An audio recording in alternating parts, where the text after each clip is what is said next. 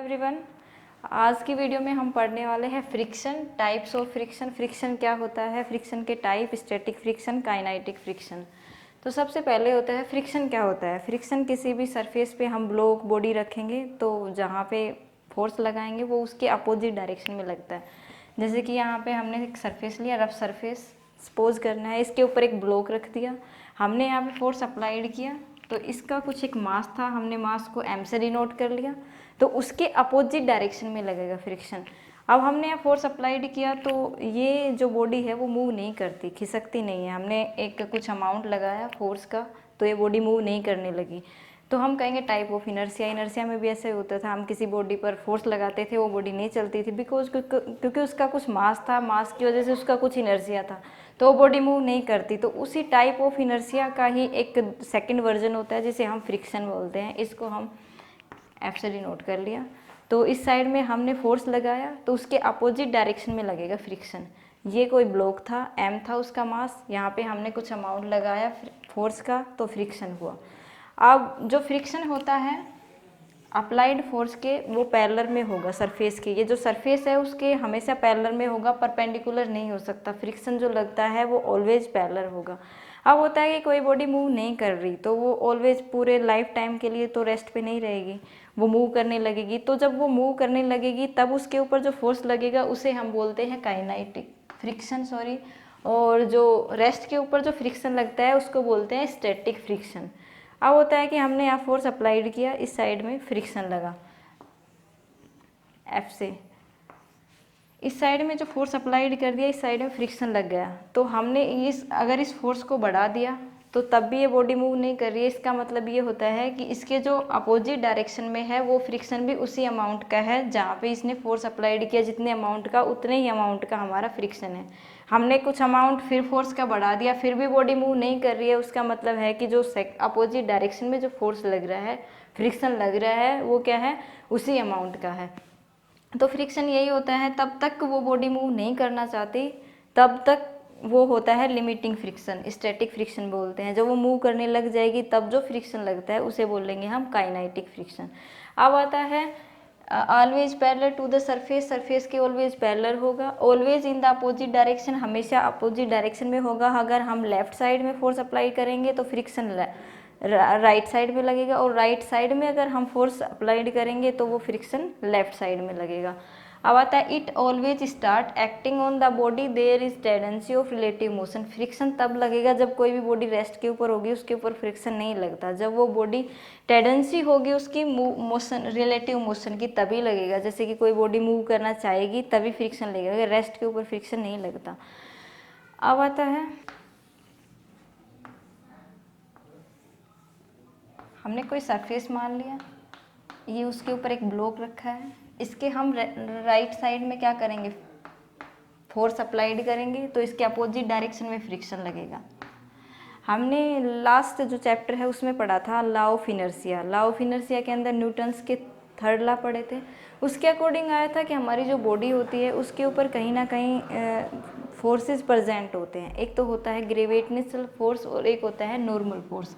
ये बॉडी के ऊपर हमेशा प्रेजेंट होते हैं। इसको mg मान लिया हम, मास के कंपेयर में ग्रेविटेशनल फोर्स हो गया, और ये होता है नॉर्मल फोर्स जिसको हम रिएक्शन फोर्स भी मान सकते हैं।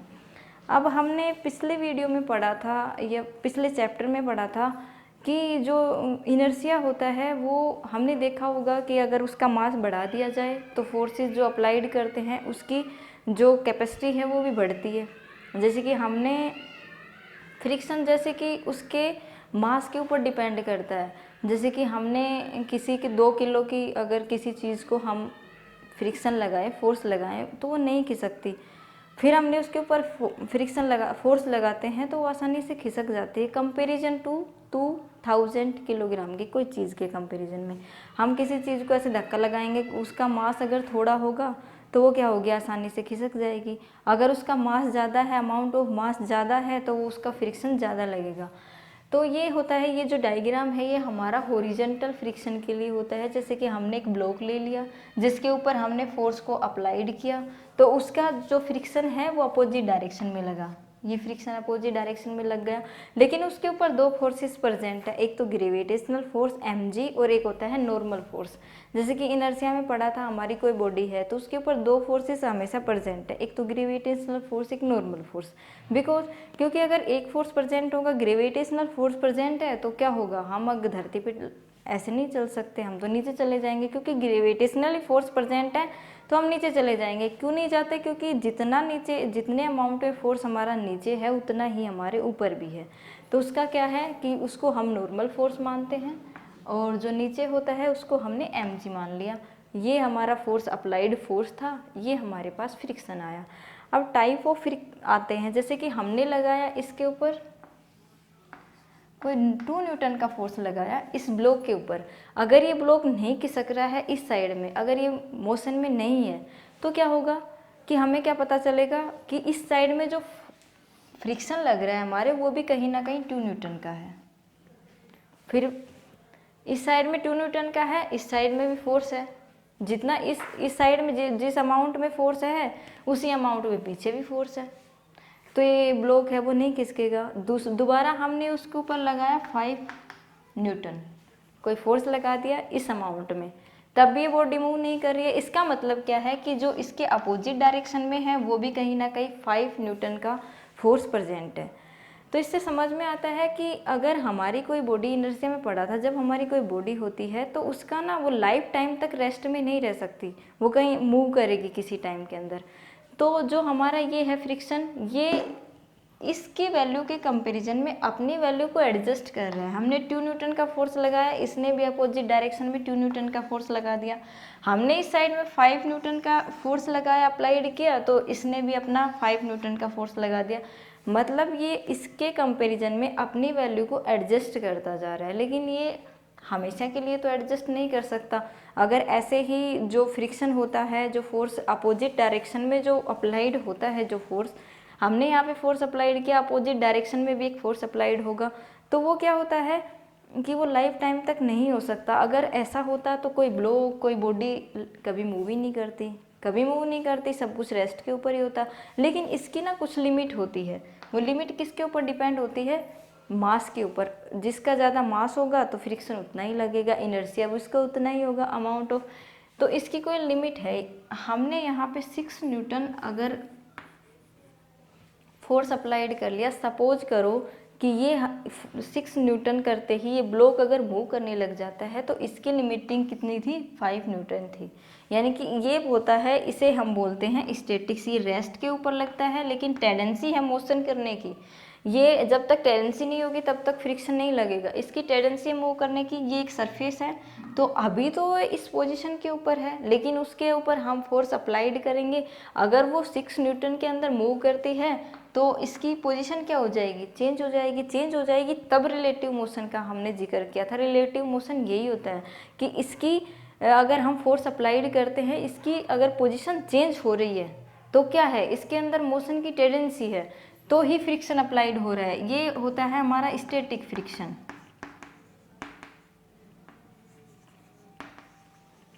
और जब मोशन करने लग गई तब कोई जो फ्रिक्शन होता है वो होता है, अगर ये ब्लॉक ने मोशन करना शुरू कर दिया तब जो फ्रिक्शन लगेगा वो होता है काइनेटिक फ्रिक्शन। वो क्या होता है, काइनेटिक फ्रिक्शन होता है। अब जो स्टैटिक फ्रिक्शन होता है वो, जैसे कि यहाँ पे हमने कोई बॉडी को मूव करने लग गई थी, तो ये ना इसको हमने Fx से डिनोट कर लिया, Fs यानी कि फ्रिक्शन ऑफ स्टैटिक, Fs ले लिया। अब कोई भी बॉडी थी, उसका स्टैटिक फ्रिक्शन क्या होता है कि वो डायरेक्टली प्रोपोर्शनल होता है n के। n हमारे पास आया था नॉर्मल फोर्स, नॉर्मल फोर्स के ना डायरेक्टली प्रोपोर्शनल होगा। कैसे, किसी ब्लॉक का अगर मास बढ़ा दिया जाए तो फ्रिक्शन भी क्या होगा, बढ़ेगा। हम अगर किसी को अमाउंट कम है किसी चीज़ का, उसके ऊपर फ्रिक्शन क्या लगेगा, कम लगेगा। अगर हम उस चीज़ का, इस ब्लॉक का मास सपोज करो हमारा 2 kg है, तो इसके ऊपर जो फ्रिक्शन लगेगा वो क्या होगा, कम होगा। यानी कि फ्रिक्शन की वैल्यू भी क्या होगी, कम होगी, कम होगी फ्रिक्शन की वैल्यू भी। अगर हमने इसका वेट मान लो 100 kg कर दिया, 100 kg कर दिया, तो इस पे लगने वाला फ्रिक्शन भी क्या होगा, ज़्यादा होगा। क्या समझ में आया कि इसका अमाउंट इसके मास के ऊपर, नॉर्मल फोर्स के ऊपर डिपेंड करती है, मास के ऊपर करती है। यानी कि F डायरेक्टली प्रोपोर्शनल n है, यह मास के ऊपर डिपेंड करता है। ये इसका मास बढ़ा देंगे तो क्या होगा, फ्रिक्शन भी बढ़ेगा। इसका मास कम कर देंगे तो क्या होगा, फ्रिक्शन कम लगेगा। अब होता है कि फ्रिक्शन जो होता है वो सरफेस के ऊपर भी डिपेंड करता है। जैसे कि रफ सरफेस होगी तो फ्रिक्शन क्या होगा, ज़्यादा लगेगा। हम किसी चीज़ को रफ सरफेस के ऊपर ऐसे धक्का लगाएंगे तो वो धीरे धीरे आवाज़ करेगी, धीरे धीरे। अगर उसी सरफेस को हम स्मूथ कर दें, सपोज करो किसी चीज़ को हम धक्का लगा रहे हैं, वो उसके ऊपर फ्रिक्शन ज़्यादा लग रहा है, उसी चीज़ के हम पहिए लगा दें, अगर उसको फिर पीछे से धक्का लगाएं तो फ्रिक्शन क्या लगेगा, कम लगेगा। यानी कि फ्रिक्शन का अमाउंट क्या हो जाएगा, कम हो जाएगा। तो ये उसके नेचर के ऊपर डिपेंड करता है। जो फ्रिक्शन होता है वो किसी भी चीज़ होती है जो उसके नेचर के ऊपर डिपेंड करता है कि वो रफ सरफेस पे है या स्मूथ सरफेस पे है। अब इसका अगर हम अमाउंट बढ़ा देंगे तो नॉर्मल फोर्स, और ये हमारे पास mg था, अगर इसका अमाउंट बढ़ा दिया तो फ्रिक्शन क्या होगा, बढ़ जाएगा। अगर इसका अमाउंट घटा दिया तो फ्रिक्शन क्या होगा, कम हो जाएगा। तो हमने डायरेक्टली प्रोपोर्शनल n ले लिया। उसी तरह ना काइनेटिक फ्रिक्शन होता है, k भी क्या होता है, एफ के क्या होता है, डायरेक्टली प्रोपोर्शनल एन होता है। अब हमने देखा होगा फिजिक्स में, मैथ में जो भी होता है, डायरेक्टली प्रोपोर्शनल, इन्वर्सली प्रोपोर्शनल को हटाने के लिए ना हम कांस्टेंट का यूज करते हैं। तो हमने यहाँ पे कोई भी कांस्टेंट का यूज कर लिया, F C equal to mu S और एन ले लिया। यहाँ पे म्यू एस जो है वो कोफिशेंट है एफ एस का, यानी कि कोई स्टैटिक फ्रिक्शन है उसका कोई भी कोफिशेंट ले लिया हमने यू एस। और इसके भी डायरेक्टली प्रोपोर्शनल को हटाने के लिए यहाँ पे भी हमने म्यू के ले लिया, इक्वल टू म्यू एन हो गया। अब जो ये म्यू के होता है ये कोफिशिएंट होता है एफ के, यानी कि काइनेटिक फ्रिक्शन जो होता है उसका कोई भी कोफिशिएंट होता है, एफ के इक्वल टू म्यू के एन।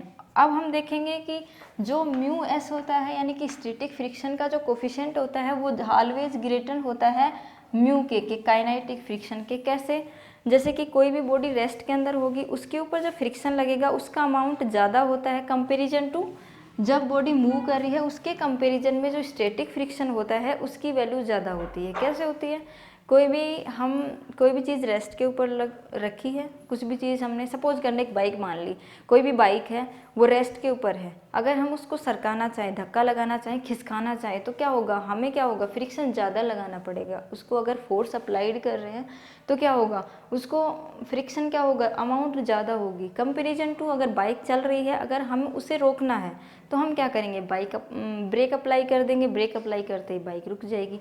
तो उसकी वैल्यू मोशन में जो ब्रेक अप्लाई किया वो क्या होता है, काइनेटिक फ्रिक्शन होता है। उसके ऊपर जो फ्रिक्शन लगा है बाइक पे, हमने ब्रेक अप्लाई किया, बाइक रुक गई, तो उसके ऊपर जो फ्रिक्शन अप्लाई करते हैं हम वो होता है काइनेटिक फ्रिक्शन। क्योंकि बॉडी मोशन के अंदर थी, चल रही थी, बॉडी मूव कर रही थी, तो क्या लगता है, काइनेटिक फ्रिक्शन लगता है। और जब वो रेस्ट के ऊपर थी तो क्या लगेगा, स्टैटिक फ्रिक्शन लगेगा। तो स्टैटिक फ्रिक्शन की जो कोफिशिएंट की जो वैल्यू होती है वो ऑलवेज काइनेटिक फ्रिक्शन से ज़्यादा होती है। पता चल गया, क्योंकि कोई भी चीज़ रेस्ट के अंदर है तो उसको मूव करने के लिए हमें ज़्यादा फ्रिक्शन लगाना पड़ेगा कंपैरिजन टू जब बॉडी मोशन पे है, तो उसके कंपैरिजन में क्या होगा, ज़्यादा म्यू एस की अमाउंट ज़्यादा होगी म्यू के कंपैरिजन में। ठीक है, ये होता है टाइप। एक तो हमने स्टैटिक्स और काइनेटिक फ्रिक्शन पढ़ा, इसके अंदर एक रोलिंग भी होता है। रोलिंग फ्रिक्शन हम अगली वीडियो में पढ़ेंगे, पहले इसमें इसका बेसिक पढ़ रहे हैं, फिर उसके न्यूमेरिकल, उसके बाद आता है रोलिंग। लेकिन बेसिक थोड़ा सा पढ़ रहे हैं तो हम बता देते हैं। रोलिंग फ्रिक्शन ऐसे होता है, हम जब किसी भी टायर को लिया, पहिए को लिया, हम ऐसे रोल करते हैं तो क्या होता है, रोल करेंगे तो क्या होगा, वो लाइफ टाइम तक तो रोल नहीं करेगा, उसके अंदर फ्रिक्शन होगा, वो थोड़ी दूर में जाके क्या होगा, कम हो जाएगी उसकी स्पीड। जैसे कि हम जिस स्पीड से उसे धक्का मारते हैं, थोड़ी दूर में उसकी वो स्पीड नहीं रहती, क्यों जाती, कम हो जाती। क्यों, क्योंकि उसके आगे जो फोर्सेस लग रहा है, हमने इसको धक्का लगाया तो उसका जो अपोजिट फ्रिक्शन है वो क्या होगा, कम करेगा उसकी स्पीड को, वो रोलिंग फ्रिक्शन होता है। वो हम अगली वीडियो में पढ़ेंगे। अभी तो काइनेटिक फ्रिक्शन और फ्रिक्शन का जो इंट्रोडक्शन है वो दे रहे हैं। अब होता है, वो तो हमारा हॉरिजॉन्टल के अंदर था। अब अगर हम किसी भी ब्लॉक को एक इंक्लाइड के ऊपर रख लें,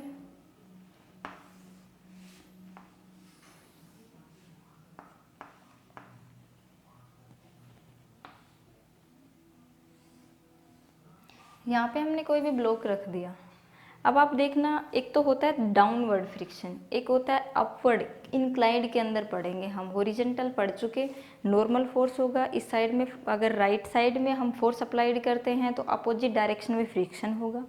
नॉर्मल फोर्स ऑलवेज प्रेजेंट होता है, नीचे वाला ग्रेविटेशनल फोर्स भी होता है।